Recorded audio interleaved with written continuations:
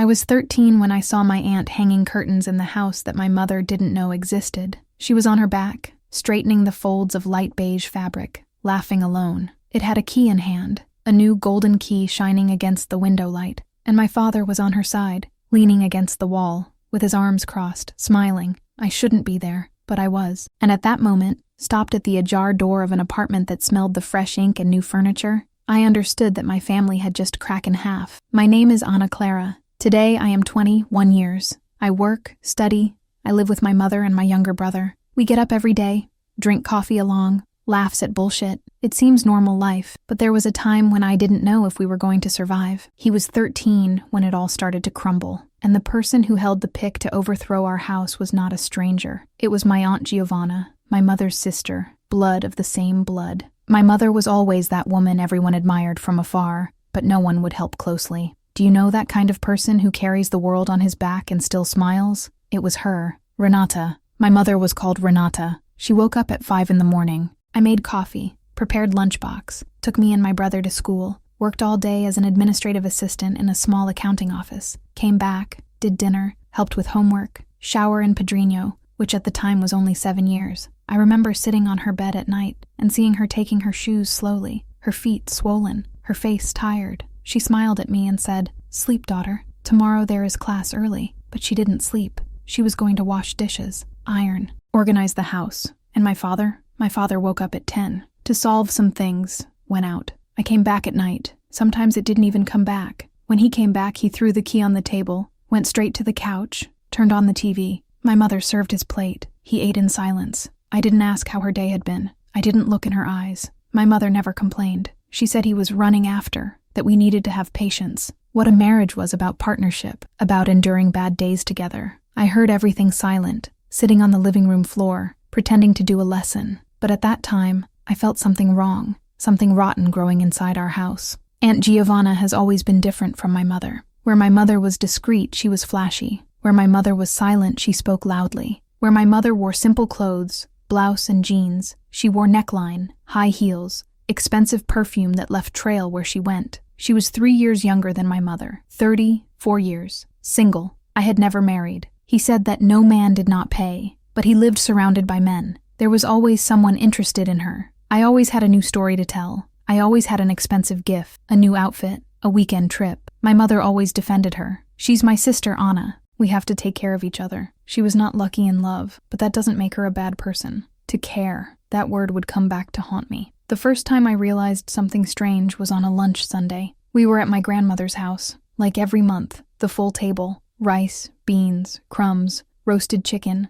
mayonnaise salad, everyone talking, laughing, my mother serving everyone as always. My grandmother was tough with my mother, always has been. He charged her all, but ran a hand over Aunt Giovanna's head. I never understood why. Aunt Giovanna arrived late, as always. He entered the door with a bag of wine in his hand, the jumps knocking on the floor, the loose hair, the perfume taking over the room. Sorry for the delay, guys. Infernal transit. Everyone stopped to look at her, less my mother. My mother kept serving beans on Padrino's plate. Aunt Giovanna went straight to sit next to my father. She didn't greet my mother. He didn't ask if he needed help. He sat down, crossed his legs, threw his hair back and said, "So, brother-in-law, how is life?" My father smiled. "It takes, Guy. It takes." She laughed. "Too high." "Ah, too. Beautiful man like that is never taking." And she leaned her hand on his arm. It was fast, less than 2 seconds, but I saw, and when I looked at my mother, she was seeing it too. Her face went white. The spoon stopped in the air, dripping beans back in the pan, but she said nothing. He lowered his head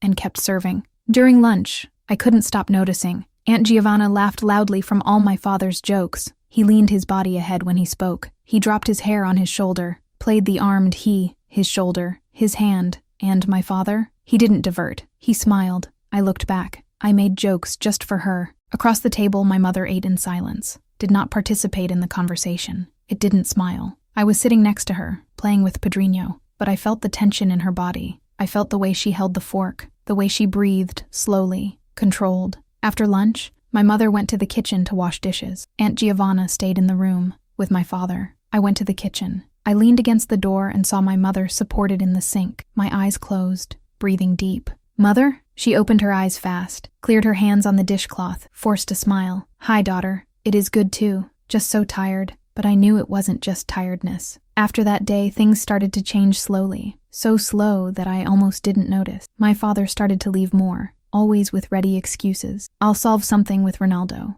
I'll see a car that Zay is selling. I'll get a material there in the center. And my mother accepted. But I saw his phone turning on the room table when he forgot. I saw him leaving the bath smelling at a perfume that was not his. I saw him smiling at the phone screen while my mother washed dishes in the kitchen. And Aunt Giovanna? She started to appear more at home, always with an excuse. I came to bring a cake that I made. I came to get that magazine you lent me, Ray. I came to see my beautiful nephews. But she never looked at me or Pedrinho. She looked at my father, and he looked back. I once arrived from school and they were sitting on the porch, alone, laughing low, very close to each other. When they saw me, they stopped laughing at the same time. My father raised fast. "Hi, daughter. Did you arrive early today?" I didn't answer. I just got in. And when I looked back, Aunt Giovanna was staring at me, with a smile in the corner of the mouth, as if I knew something I didn't know. Adi, Andhad, I was 13, but I was not stupid. I started to pay attention. I started listening to conversations that were not for me. I started writing things down in an old notebook I hid under the mattress. He wrote down schedules. He wrote down exits.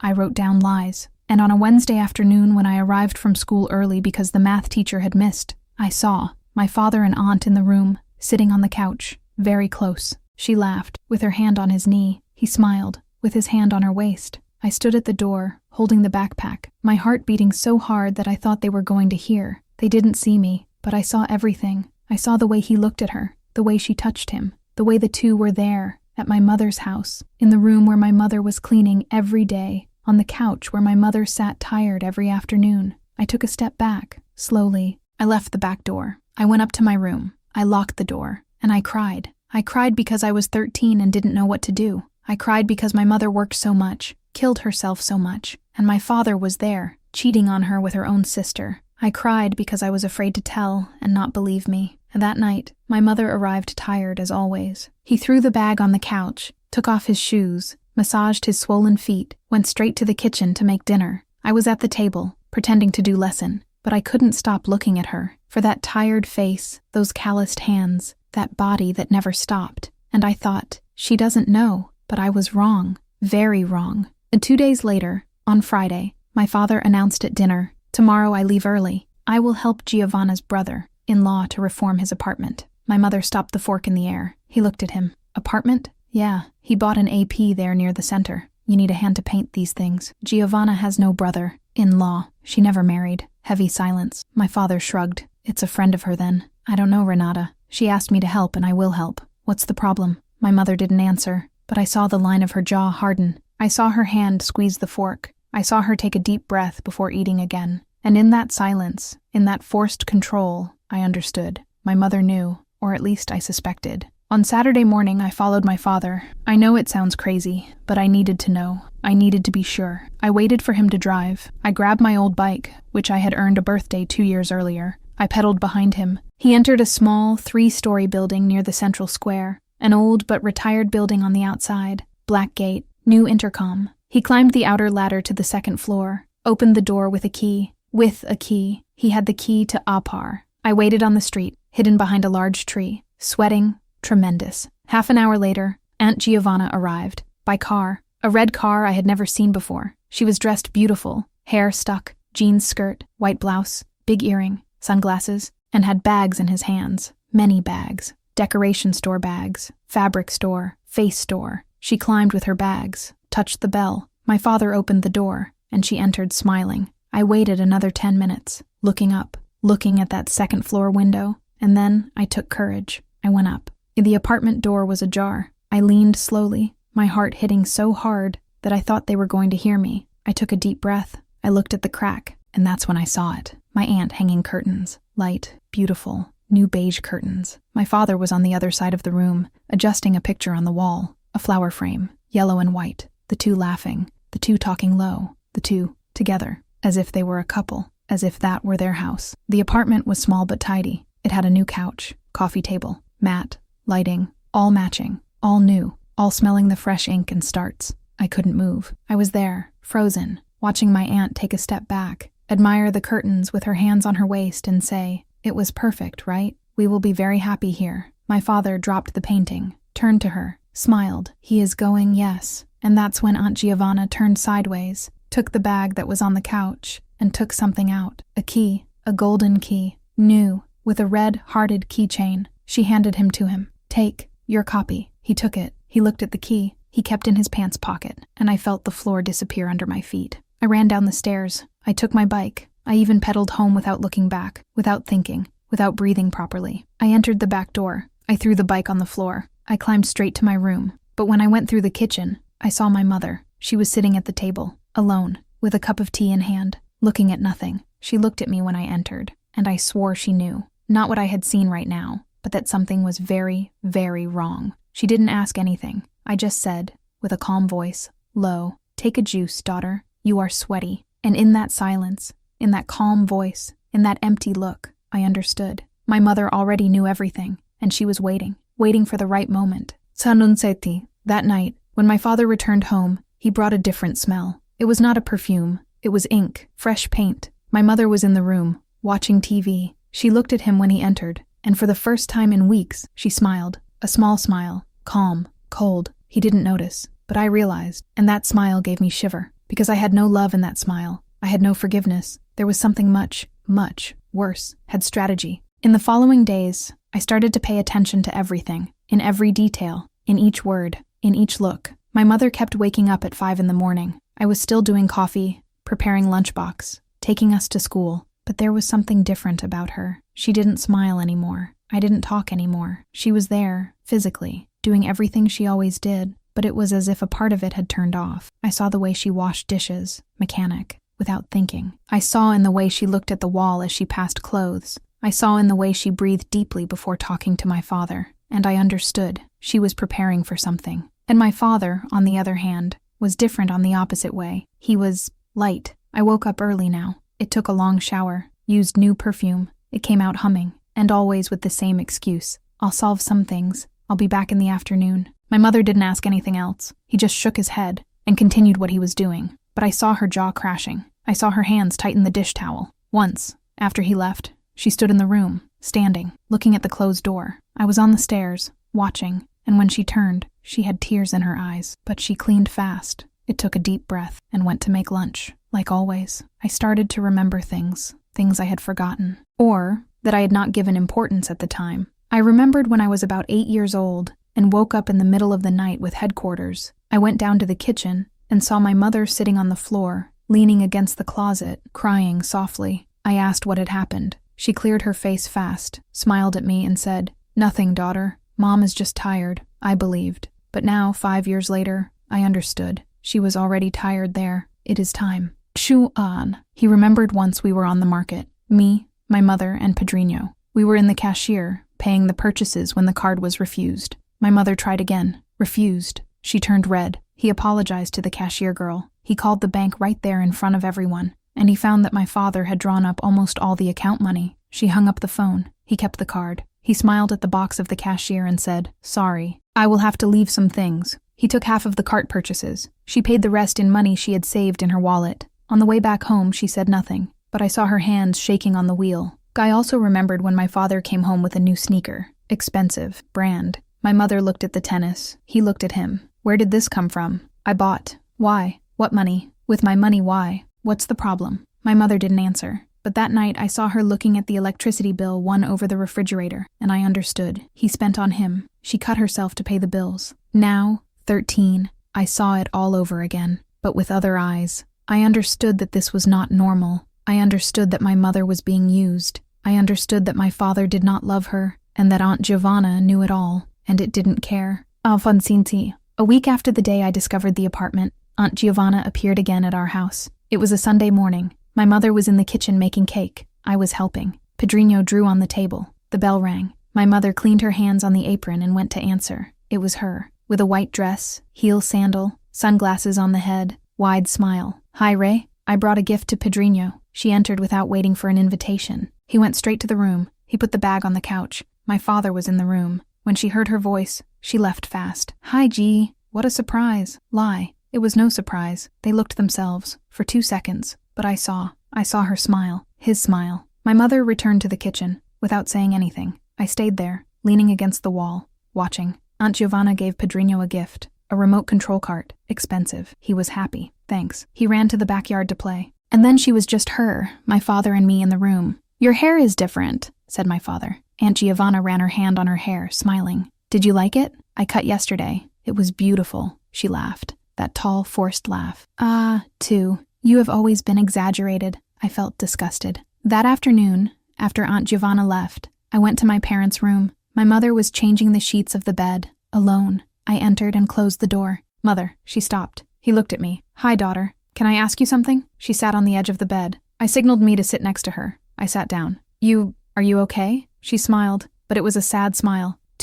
Daughter? Why the question? Because you don't look well, she sighed. He ran a hand over my hair. Adult sometimes gets tired, Anna, but it passes. He is sure? She looked deep into her eyes. And for a second, I thought she was going to tell, that she was going to collapse, that she was going to say everything. But she just said, I have. Stay calm, and change the sheets again. But I was not calm. I started to investigate on my own. Drake's when my mother came out, looked at documents. I read receipts. He noted names and values, and I discovered things. I found that my father had drawn money from the savings that my mother had kept for years. Almost 10,000 reais. Disappeared. I found that he had loan from his name, but the money had not gone home. I found that he had a second phone line, a chip he was hiding in the car, and I discovered a receipt, a furniture store receipt, sofa, coffee table, bookcase, double bed, Valor, 12,000 reais, date, 3 weeks ago, delivery address, Rua das Flores, 243, Apt 211, the apartment. I showed the receipt to my mother. She was in the laundry, hanging clothes in the clothesline. I entered, closed the door, and extended the paper to her. She looked, read, and stood. Where did you think that? In the drawer of his nightstand. She doubled the receipt slowly. He put it in the pocket of the apron. Anna, I need you not to move your father's things anymore. But Mom, Anna, her voice was firm. I know what I'm doing. You know? She looked at me, and for the first time, I saw something different in her eyes. Anger, cold, controlled, but anger, I know. 2 days later, a registered letter arrived. My mother signed, opened, read. It was pale. My father, and it was on the couch, saw her expression. What it was? She didn't answer, just passed the letter to him. He read, and it got white too. Who asked for that? It wasn't me. So who was it? Silence. I was in the kitchen, pretending to make juice, but I listened to everything. Renata, you can't do that. I didn't do anything. So how do I get a separation of goods notification? My mother crossed her arms. I don't know. But if anyone asked, it must have a reason. My father raised, tore the letter. He threw it on the floor. I won't sign that. No one asked you to sign anything yet. He left knocking on the door. My mother stood there, looking at the pieces of paper on the floor. And then, for the first time in weeks, she smiled. A small smile, but real. And that night, I heard my mother on the phone. She was locked in the bathroom, speaking low, but I leaned my ear at the door. Yes, he received. No, he hasn't signed yet. I know. I can let me take care of it. Thank you, doctor. Doctor, my mother had hired a lawyer, and I hadn't told anyone. The next day, I followed my father again. He left early in the morning. I took my bike and went after. He went straight to the apartment, but this time I didn't wait on the street. I went up. I leaned against the door. I heard voices, his voice, and Aunt Giovanna's voice. She knows, Giovanna, I'm sure. Calm down. She can't prove anything. She asked for separation of goods. So what? You did not sign. It will not sign. And even if you sign, the house is in your name. She takes nothing. My father sighed. I don't know. She's strange. Too quiet. Aunt Giovanna laughed. Renata has always been quiet. Weak. She won't do anything. Trust me. And that's when I heard the sound of a kiss. I felt my stomach turn. I retreated slowly. I ran down. I took my bike. But before I left, I looked up to that second-floor window, and I swore that one day I was going to see that place collapse. When I got home, my mother was in the room, with an open folder on the table, full of papers, photos, documents. She looked at me when I entered. Sit here, Anna. I sat down. She turned the folder to me, and what I saw made me tremble. Photos of my father entering the apartment. Photos of Aunt Giovanna entering the apartment. Photos of the two together in the window. Bank extracts highlighted in yellow. Purchase receipts. And a document with the timbre of a law firm. My mother ran a hand over the papers, slowly, as if caressing a gun. And he said, with the colder voice I've ever heard in my life, they think I'm dumb, but I never went. After that day, I started to live 2 lives. The life from the outside, where I went to school, did lesson, played with Pedrinho, pretended that everything was normal, and life from within, where I knew the truth. I knew my father was cheating on my mother with her own sister. I knew they had an apartment together. I knew my mother knew, and that she was planning something. Mama and I, sweating my mother changed in those weeks. Not obviously. Nothing that my father or anyone else realized. But I realized. She woke up at the same time. I did the same things. He spoke the same tone of voice. But her eyes were different. Cold. Calculating. She looked at my father as if studying him. Measuring each movement. Each word. Every lie. And he didn't notice anything. He was still leaving. He was still coming late. He kept lying. And she kept writing down everything. One night, I went down to drink water and saw light on the office. The office was a small corner of the house that my mother used to pay bills and store documents. My father never entered there, but my mother was there, sitting in the chair, in front of the old computer, with a pile of papers on the side. I leaned against the door. She didn't see me at first. It was typing something, stopping, reading, noting, typing again. I watched for a while, until she felt my presence and turned. Anna, what are you doing awake? I came to drink water. And you? She looked at the papers, then for me, solving some things. What kind of things? She hesitated. Then he sighed and made a signal for me to enter. I entered. I closed the door. She pointed to the side chair. I sat down. I'll tell you something, Anna, but you need to promise you won't talk to anyone. Not even with Pedrinho. Not with your father. Nobody. I promise. She looked at me for a long time, as if you were deciding if you could trust, and then said, I will separate myself from your father. And I felt my heart shoot. When? Shortly. But before, I need to make sure we won't lose everything. She opened a folder, showed me. Inside had copies of bank extracts, receipts, photos, messages SS. It even had a handwritten list with dates, schedules, and places. Are you investigating him? I am. 3 weeks ago. Alone? No. I hired a lawyer, and a particular detective. I looked at her, shocked. My mom, the woman who could barely pay the electricity bill, had hired a private detective. Like you? I sold some jewelry that my grandmother left me, and I took some money I had saved for years. Your father does not know that this money exists. She ran a hand over the papers, slowly. He thinks I'm dumb, Anna. He thinks I don't see, that I don't know. But I always knew. Since when? She closed her eyes. It took a deep breath. From the beginning. And my mother told me everything that night. He said he had been suspicious for months. That noticed the changes in my father's behavior, the strange spending, the lies badly told. He said he saw messages on his cell phone, who heard conversations over the phone. And when he discovered that he was her own sister, she felt the world collapse. I thought of confronting the time, she said with a tremendous voice. I thought of screaming, crying, kicking him from home. But then I thought, and then he leaves, we'll live with her, and I stay here with nothing, with you two to create alone. She looked at me. I needed to be smart, Anna. I needed to have proof. I needed to make sure that when that was over, you and I was going to be fine. And the house, she smiled, a bitter smile. The house is in his name, but the entrance money was mine, my mother's inheritance. I have the proof. And the apartment? The apartment was bought with money he took from our joint account, without warning me. This is deviation from marital heritage. The lawyer has already filed a blockade request. I was silent, processing everything. My mother wasn't the passive victim I thought she was. She was 3 steps ahead. The following week, things started to heat. My father received a judicial subpoena. He arrived in the morning by the post office. He opened at the kitchen table in front of everyone. Read. It got white. What the fuck is this, Renata? My mother was washing dishes. He turned slowly, drying his hands on the cloth. What, love? That here. Blocking of goods? Litigious separation? Have you filed a lawsuit against me? I entered. Heavy silence. My father got up from the chair. His voice went up. You freaked out? You can't do that. I can. And I did. Why? My mother crossed her arms. He looked at him with a scary calm. Because you cheated on me, with my sister, and he used our money to set up a house for both of you. My father was mute. He looked at me. He looked at Pedrinho, who was drawing, oblivious to everything. He looked back at my mother.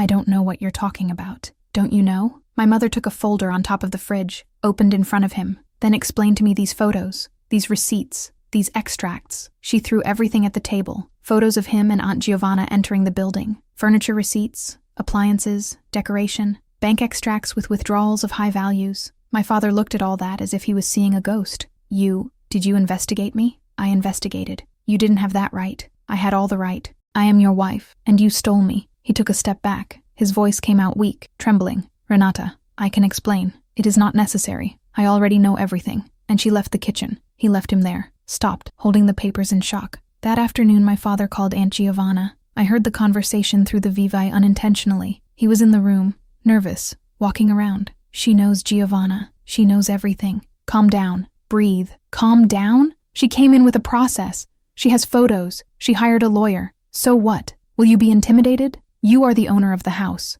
You have rights. But the money? What money? You worked for this money. You have the right to use as you like. This is not how it works. And yes, and if she wants to fight, we fight back. Trust me." My father sighed, tired. "I don't know, Guy. This is getting out of control." "Nothing is out of control. Tomorrow you go to the lawyer, dispute everything, and that's it. Renata has no way to prove anything, but she had, and I knew that." The next day, my father left early to look for a lawyer. When he came back, it was different, more confident, more aggressive. He entered the house, threw the folder on the couch, and looked at my mother. "I talked to a lawyer. He said you have no case." My mother was sitting in the armchair, taking tea. "And even? Yeah, the house is in my name. The money is mine. And about the apartment, I can spend my money as I want. He can, but not with money from the joint account, without my consent. This is called misappropriation of marital heritage." My father stammered. I don't, you can't prove it." My mother put her cup on the table. He looked at him. "I can, and I go." 2 days later, Aunt Giovanna appeared at our house. Without warning, he knocked on the door tightly. My mother answered, and for the first time, I saw my mother and my aunt face to face, knowing the truth. "I need to talk to you," said Aunt Giovanna, already entering without being invited. My mother closed the door. He crossed his arms. "He speaks." Aunt Giovanna took a step ahead. Her voice came out hard, aggressive. "You won't make it, Renata. You can get the horse out of the rain." "Get what?" "This victim theater. This ridiculous process. You won't take anything from him." My mother didn't look away. "I don't want to take anything from him. I just want what is mine." "Your?" Aunt Giovanna laughed. "You didn't build anything. Who always held the ends was him. You just stayed at home, taking care of a child, making food." I felt the blood boil, but my mother didn't move. She just said with a low voice, cold, "And you? What did you build beyond a reputation of self-interested? Of a woman who only knows how to steal what is from the other?" Aunt Giovanna advanced. "Watch out for what you say, Renata." "Why? What will you do? Hit me? In front of my daughter?" That's when I realized she knew I was there, hidden on the stairs, listening to everything. Aunt Giovanna looked up, saw me, and his face turned red with anger. "You're creating her wrong, teaching her to be weak like you." My mother stepped forward, and for the first time, his voice went up. "Get out of my house." Aunt Giovanna was changed. I said, "Leave, now," and my aunt left, knocking the door tightly. That night, my grandmother called. My mother answered. I heard the living room conversation. "Renata, Giovanna told me what you did." "What did I do?" "This absurd process, this accusation." "Accusation?" "Mother, he cheated on me. With your daughter, with my sister. I don't believe it. Giovanna told me that you are inventing a lie to harm him." My mother closed her eyes. It took a deep breath. "Mom, I have evidence. False evidence." Giovanna explained everything to me. Of course he explained. "Renata, you need to stop it. You are destroying the family." My mother's voice trembled. "I'm destroying the family? You have always been dramatic. He always got a problem where he didn't." "Mother, I don't want to hear. You will stop this process. You will apologize to your husband and we'll fix it." My mother hung up the phone, and for the first time I saw her cry. Not a low crying, a strong cry, of sobs, of pain. I ran to her. I hugged her. She squeezed me hard and said between tears, "I'll win that, Anna. I swear. I go." The following week, my father filed a shared custody request, and he claimed that my mother was unstable emotionally, that was manipulating us against him, that was creating a toxic environment. My mother read the petition in silence. Then he looked at me and said, "Now they declared war." And I knew at that moment that I had no return anymore. And 2 days later, a subpoena arrived for a preliminary audience. My mother, my father, his lawyer, her lawyer, all in the same room. And on the day of the audience, when we arrived at the forum, I saw Aunt Giovanna sitting on the bench outside, dressed in black, perfect makeup, smile on the face. She was going to testify in favor of my father, against my mother. My mother saw her, stopped for a second, but it didn't look away. She looked at Aunt Giovanna as if looking at a stranger, and said, "Bess, just for me to hear, she thinks she won." But I saw the folder my mother was holding, thick, full of papers, and I understood. My mother had kept the best letter for this moment. The audience room was small, cold, smelling of old paper and reheated coffee. My mother was sitting on the left side with her lawyer, a woman of 50 years, short hair, gray suit, glasses. He would be firm. My father was on the right side, with a black suit lawyer, face of few friends, and Aunt Giovanna was sitting on the witness bench, of crossed legs, black dress, impeccable makeup, discreet smile on the face. I was at the bottom of the room with my grandmother. She had insisted on going. He said he needed to see the truth with his own eyes, but I knew she was there to support Aunt Giovanna, not my mother. The judge entered. Everyone got up. He sat down. We sat too. He read the process aloud.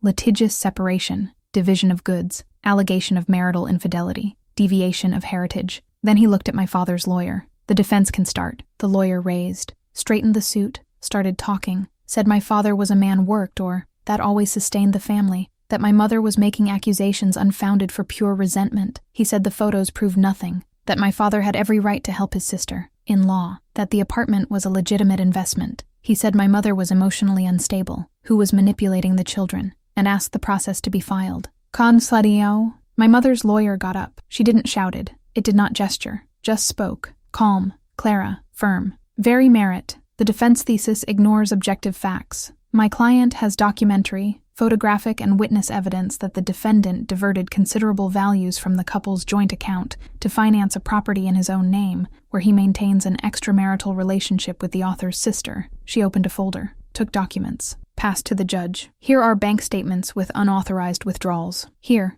the purchase receipts of furniture and appliances delivered to the address of the property in question. Here, the entry and exit record of the condominium, with photo of the defendant and Ms. Giovanna. The judge took the papers, started reading. My father's lawyer got up fast. Object: these tests were obtained illicitly. Negative. The lawyer did not take her eyes from the judge. All evidence was obtained by legal means. Private investigation contract duly registered. Judicial authorization for access to joint account statements. Images captured in public space. The judge waved his head. Go on. Then the lawyer called the first witness, the porter of the building where the apartment was. He got nervous, sat. He swore to tell the truth. Do you recognize the defendant? Asked the lawyer. I recognize. He lives in 201. Do you live? Yes. I mean, he's always there, almost every day. And you? The lawyer pointed to Aunt Giovanna. She too. They enter together. They go out together. My father's lawyer raised. So what? They can be partners, friends. The porter continued. I once asked if he wanted me to keep an order for his wife. He said his wife was her. He pointed to a long girl with long hair. Silence. The judge looked at my father. My father lowered his head. The lawyer called the second witness, the bank manager. She confirmed the withdrawals, confirmed that only my father had made the transactions, confirmed that my mother was never warned. Was the account joint? Asked the judge. Yes, Excellence. But there was an individual movement clause to some value. The defendant exceeded this amount without notifying the co-author of the account. My father's lawyer tried to argue, but the judge cut. Enough. Next witness. That's when they called Aunt Giovanna. She got up, straightened the dress. He walked to the bench with his head held high, smiling, as if you were going to receive a prize. My father's lawyer started. Mrs. Giovanna, how long has you known the defendant? 15 years ago, since he married my sister. And what is the lady's relationship with him? We are coined. Friends. We always got along. Did you confirm that you helped him decorate an apartment recently? I confirm. He asked me for help. I taste good for these things. And was there anything wrong with that? Nothing. It was just a friendship. The lawyer smiled. No more questions. Aunt Giovanna was going to get up, but my mother's lawyer said, I have questions. The lawyer took an envelope, opened, took pictures. He put on the table in front of Aunt Giovanna. Do you recognize these images? Aunt Giovanna looked. It was pale. They were pictures of her and my father, in the apartment window, embraced, kissing. This was taken without my permission. It was taken in a place visible to the public. Window without curtain. There is no illegality. Answer. Are you in these photos? Silence. Mrs. Giovanna? I am. And the defendant? Yeah. Are you kissing? Longer silence. The judge hit the hammer. Reply. Aunt Giovanna took a deep breath. Yes. My grandmother, beside me, took her hand to her chest. It can't be, he whispered. But it was. And the lawyer continued. You stated that the relationship with the defendant was of friendship. Friends often kiss in secret apartments bought with diverted money. Object, shouted my father's lawyer. Reform. The lawyer didn't take her eyes from Aunt Giovanna. Do you have a loving relationship with the defendant? Aunt Giovanna looked at my father. He looked away. She looked at my mother. My mother stared at her, without blinking. And for the first time, I saw fear in Aunt Giovanna's eyes. I have the right not to answer. He has. But silence will be interpreted as tacit confession. Aunt Giovanna closed her eyes. Yes, I keep. A murmur toured the room. My grandma started to cry, and I looked at my mother. She was still, serious face, hands crossed on the table. But I saw the line of her jaw relax. I saw her shoulders download. I saw a glow in her eyes. Relief. Finally, someone believed her. The judge asked for silence. He looked at the lawyers. Any more witness? My mother's lawyer said, Yes, Excellence. I would like to call the author. My mother raised. He walked to the bank, sat. He swore to tell the truth, and started talking. He spoke of 15 years of marriage, of hard work, of tiredness, of beads paid alone. He spoke of the looting she didn't authorize, of the money that disappeared, of the lies you heard. He spoke of when he found out, of the shock, of the pain of knowing that he was the sister herself, and spoke of the decision. I could have shouted, I could have done scandal, but I thought of my children. I thought about the future, and I decided that if I was going to lose my marriage, I wouldn't lose my dignity. The judge heard everything in silence. Then he asked, "Do you have something more to declare?" My mother looked at my father, then to Aunt Giovanna, and said, "Only I don't regret anything. I fought for my family, and I will keep fighting." When the audience ended, we went out to the corridor. My grandmother was tearing, sitting on the bank, covering the face. I went to her. "Grandmother." She looked at me, red eyes, swollen face. "I didn't know, Anna. I swear I didn't know." "I know. Giovanna told me that her mother was lying. That was all invention." "The aunt has always been good at lying." My grandmother shook her head, desolate. "I failed with your mother. I failed so much." My mother appeared, stopped in front of her. The two looked at each other, and then my grandmother got up, hugged my mother, strong. "Forgive me, daughter. Pardon me." My mother hesitated. Then he returned the hug. "I forgive, mother." And the two cried, there, in the middle of the forum corridor. My father and Aunt Giovanna went out together, through the back door. He didn't look at me. He didn't look at my mother, just left. Aunt Giovanna tried to talk to my grandmother, but my grandmother turned her back. And she left too, alone. 3 days later, the judge's decision came out. Divorce granted. Egalitarian division of goods acquired during marriage. Apartment block until calculation of the origin of the resources. Keep your children to my mother. Fixed alimony. And order for my father to return 50% of the values improperly drawn up. My mother read the sentence 3 times. Then he doubled the paper. He put inside the drawer and cried. But this time, it was a cry of relief. And the following Saturday, we went to the apartment. My mother, me, my grandmother, and the lawyer. The bailiff opened the door with a master keychain. We entered, and I saw. She decorated their new home. Beige curtains, white sofa, frames on the wall, felpudo rug, modern lamp. All tidy, all beautiful, all perfect. He thought he had won. I looked at my mother. She was standing in the middle of the room, looking at everything, in silence. But my mother was a step ahead. The lawyer showed the court order. The apartment would be auctioned. The value would be divided. And I saw her destroy everything. Not physically, but symbolically. My mother turned to me and said, "Take a picture." I took. She in the middle of that room, standing, head on. And when we left, she locked the door and handed the official key. I don't need that anymore. When we got home, there was a letter in the mailbox. My mother opened, read. It got white. What it was? I asked. She gave me the letter. It was from Aunt Giovanna, writing by hand, with trembling lyrics. Said, "Renata, you won. Congratulations. But don't think this is over. You may have taken him from me, but I will take a lot more from you." My mother needed the letter. He threw it in the trash, but I saw her hand shaking, and I knew. My aunt had not given up. She had only changed strategy. In the following days, the threat of the letter was in the air like a heavy cloud. My mother didn't talk about it anymore. He threw away, kept living, but I saw that she was alert, looking over the shoulder, checking the doors at night, keeping documents in a safe place. She knew Aunt Giovanna was capable of anything, and it was right. A week later, my grandmother called. At dawn, my mother answered, scared. "Mother?" What it was. I heard my grandmother's voice on the other side, crying. "Renata, Giovanna disappeared." My mother sat on the edge of the bed. "How did you disappear?" "She left home yesterday morning. It took bags. He said he was going to travel, but I didn't tell me where, and she hung up the cell phone. She ran away. I don't know. I'm afraid, Renata. What if she makes any bullshit?" My mother sighs, or, "Mom, Giovanna is adult. If she wanted to disappear, it's her choice. You are not to blame." But when he hung up the phone, my mother stood, thoughtful. "She didn't run away," he said, more to herself than to me. "She's planning something." And 2 days later, we discovered what. Nine Austrog, a new subpoena has arrived. This time, it was different. Aunt Giovanna had filed a process against my mother, claiming defamation, moral damages, and slander. I said my mother had invented the case of betrayal, who had forged evidence, who had destroyed her reputation on purpose, and asked for compensation. 100,000 reais. My mother read the petition, passed to lawyer. The lawyer read, and for the first time I saw her laugh. She lost her head. "What do you mean?" asked my mother. "I mean she filed a lawsuit without any base. She confessed everything at an audience under oath. It has recording. It has minutes. She can't go back. So why did she do that? Despair? Or revenge? Or both?" The lawyer closed the folder. "Leave with me. I will ask for a summary filing, and I will still sue it by litigation in bad faith." And that's exactly what happened. Kazan Fainan 3 weeks later, he had another audience. This time, shorter. Aunt Giovanna did not appear, sent her lawyer alone. The judge read the case, read my mother's contestation. He looked at the documents, and decided on time. Filed process. No procedural costs for the author. Applicant condemned for bad faith litigation. Fine of 10,000 reais. My mother's lawyer smiled.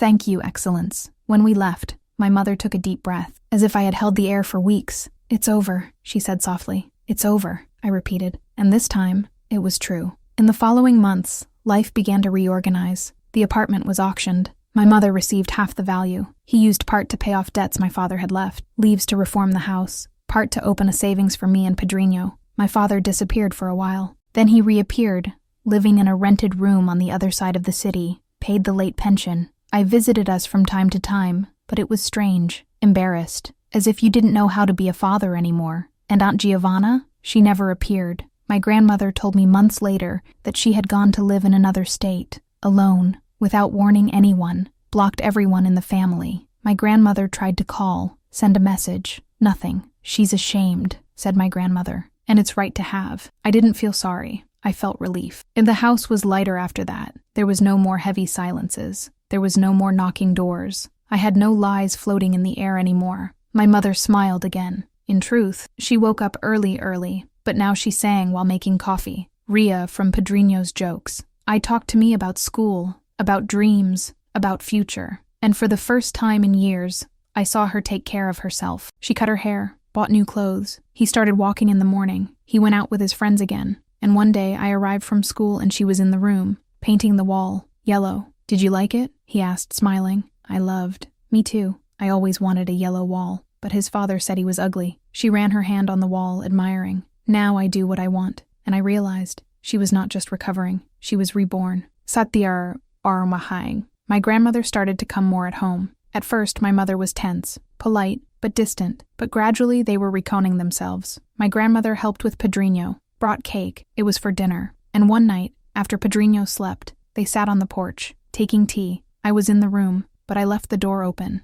And I heard, Renata, I know I hurt you. I know I was always harder with you than with Giovanna. Silence. I was jealous of you. Jealousy? My mother's voice came out low, surprised. Yeah, you have always been strong, responsible, independent. And I always thought you didn't need me. But Giovanna, she always needed, of money, attention, everything. My grandmother sighed. But I made a mistake, daughter. I made a lot of mistakes. I should have protected you. I should have believed you from the beginning. Mother, pardon me. In truth, I heard a noise of crying. After hug, I forgive. And that night, I knew that our family was healing. Slowly, but healing. I grew up seeing it all. I grew up seeing my mother fight, to fall, raise, and win. And when I was 18, I sat with her on the same balcony, taking the same tea, and I asked, Mom, how did you get what? Survive all this, and still come out whole? She stayed in silence for a while, looking at the sky. Then he said, I didn't come out in one piece, Anna. I came out different, stronger, smarter, but also more tired. And it's okay. She looked at me. Do you know what I learned? That we don't need to be perfect. You don't have to bear everything in silence. We can ask for help. You can cry, you can fight, and you can win. What if I don't win? Then we get up and try again. She took my hand. You saw me at the worst moment of my life, daughter. But he also saw me get up. And that's what I want you to remember. Not how I fell, but how I got up. And I remembered everything. And today, 8 years later, I am 21 years old. I live with my mother and my brother, study law. I work in an office. I want to be a lawyer, just like the one who defended my mother. My brother is at school. He's a happy boy, funny, tender. He doesn't remember much about that bad time, and I thank you for that. My mother has a small clothing store now, works on his own. It's happy. He has friends. He has a social life, and sometimes she dates someone. Nothing serious yet, but it's open. He's living. And me? I carry this story with me, not as a burden, but as a lesson. I learned that cheating is not just about sex. It's about trust, about loyalty, about choosing to hurt those who love you. I learned that family is not always about blood. Sometimes the people closest to you are the ones who hurt you the most. And I learned that justice takes time, but enough. And my father, he still lives alone. He tried to get closer a few times. Send a message, call on your birthday. But the relationship was never the same again. I forgave him, but I didn't forget. And he knows it. Aunt Giovanna? He disappeared from our lives. I don't know where she is. I don't know if she regretted it. I don't know if she's happy. And honestly, I'm not bothered. She made her choice, and now he lives with the consequences. There is a scene that I will never forget. It was about 6 months after everything was over. Me, my mother, and Pedrinho were having breakfast. Sun coming through the window. Smell of fresh bread. Pedrinho told a silly joke. My mother laughed out loud. I laughed too. And at that moment, Looking at her, I thought, she did it. She picked up the pieces, put it all together, and rebuilt. It was no longer the same house. We were not the same family, but we were stronger. And I saw her destroy everything. Not the apartment, not the furniture, but the lie, the farce, the betrayal. She destroyed everything they tried to build behind her back, and instead, he built something better, dignity. If you've made it this far, thank you for listening to my story. I know it wasn't easy. I know there were parts that were difficult to hear, but it was important for me to share this, because maybe you know someone going through something similar. Maybe you're going through it yourself, and I want you to know, don't stay silent. Does not accept crumbs. Don't believe anyone who calls you crazy when you're just telling the truth. You deserve respect. You deserve loyalty. You deserve justice. And if you need to fight to achieve this, fight. Because in the end, the truth always wins. Always. Oh, my mother is fine today. And me too. We learned that we don't need people who don't value us. What a family it is who stays, who supports, who believes. And that, in the end, the greatest revenge is to be happy. And you? Have you ever been through a similar situation? Have you ever seen someone close to you being betrayed, humiliated, or discredited? Tell us here in the comments. I read them all. And if this story touched you in any way, leave a like, subscribe to the channel, activate the bell, because every week I bring real stories from real people who fought and won, and your story could be next. A big kiss, and remember, you are stronger than you imagine.